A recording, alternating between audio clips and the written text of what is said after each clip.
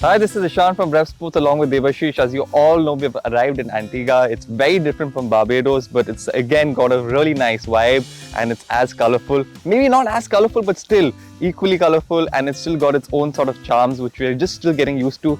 You know, we're at a cricket ground as always. We're at the Antigua Recreation Ground. It's just a fantastic place to be. You know, a lot of cricketing culture here in Antigua as well. This ground is well done, good outfield, lush outfield. It's a hot sunny day. It was raining in the morning. Ishaan, I have to stop you. It's not the greatest of outfield you can see, but obviously talking about Antigua Recreation Ground, and then you compared it with Barbados. Obviously Antigua does have a rich tradition when it comes to international cricketers. Obviously Sir Vivian Richards, Sir Richie Richardson, and Sir Andy Roberts, Sir Curtly Ambrose, and the list goes on. As was the case in Barbados. So all these islands have great cricketers who has played the game for West Indies over the years. But talking about this ground especially, it has a lot of history behind it. Obviously, it is the same ground where legendary Sir Brian Charles Lara scored that 375 against England in a test match, which in 1994. Once again, he scored a high score of 400 not out, and that too was against England at the very ground that we are standing right now. So this is history in a way. This is the standing. A lot of history associated with this. Obviously, it has its. Obviously, that was the good part. Brian Lara scoring his 200 high scores in Test cricket, but then it is the same ground where Sir Viv Richards also scored the fastest ODI 100. But then when it comes to the negative aspect, obviously a Test match had to be called off in 2009. In 2009 February 13, obviously only 10 balls was bowled, and because of the outfield, it was the match couldn't be started. So and the game had to be called off. But then there was a third Test match which happened at the same ground in 10 days' time. So lot more history associated with this ground. We could see actually the scoreboard. The Antigua Recreation Ground is no more. The Test match, there is no more Test matches that has been played on this ground. Yes, with Sir Vivian Richards ground in North Sand coming up in 2007 for the 2007 World Cup. It is actually the main cricketing centre.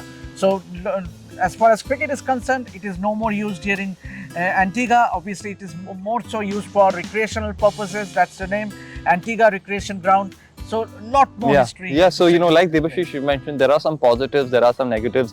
There is a part of history as well, which makes this place so very special, but obviously not being used for any sort of cricketing matches at the moment. Where do you see the future of this ground possibly going, Debasis? See, obviously now all the main matches are played in the Sir Vivian Richards Stadium. So obviously the Leeward Islands, the Windward Islands, they played their maximum matches there. The Test matches, it's a official Test centre, the Sir Vivian Richards Stadium, where the T20 World Cup matches is also being played.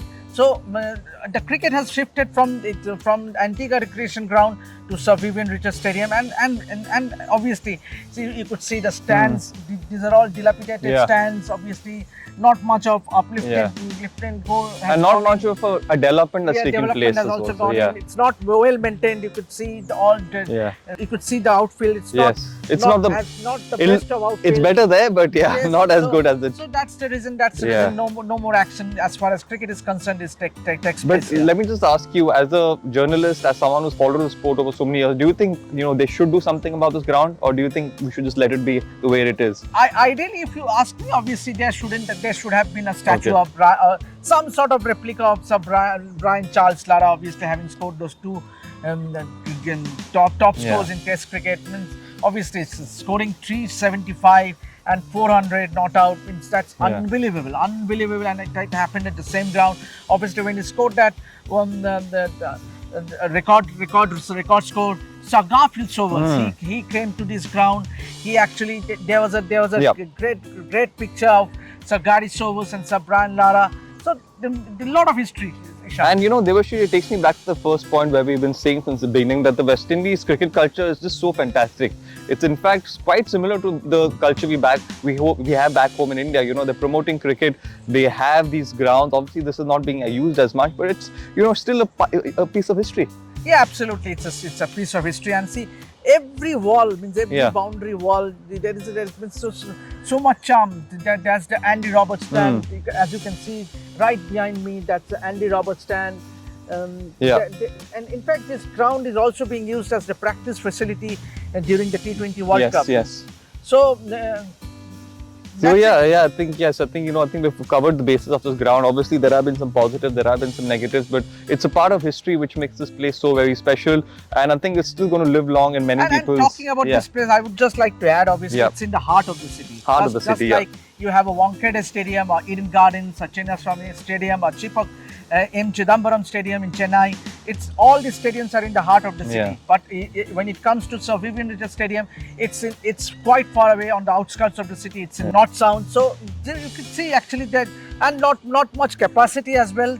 How much do you think this ground? I don't think it's more than 20,000. Ishaan. Okay.